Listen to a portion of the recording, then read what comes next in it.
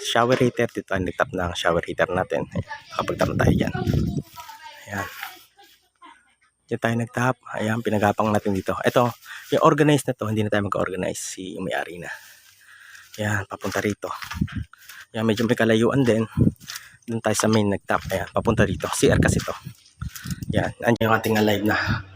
Galing dito tayo nagkuha ng live sa ilalim. Ito naman kasi, pwede dito tayo kumuha ng live dito sa ibabaw, pwede sa ilalim. Pwede sa ilalim ako kumuha para mas malinis.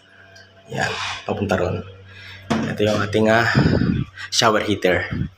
Yan yung kanyang tsura. Yan, yung kanyang shower. Ngayon, syempre on natin kung may papasok na live.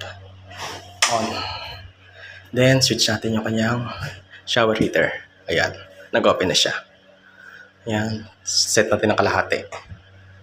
Yan, then dito sa shower, ganyan lang, simple lang siyang i-type, i-plug. Then, yan. On natin. Ito, konti lang, ayun. Yan. Yan, maligam-gam na agad siya. Yan, successful yung ginawa natin dito sa ating pagkabit ng ating water heater. Yan, mainit na siya. Maligam-gam na agad siya. Up. Yun. Then, up. Then, up. Ayan. On. One.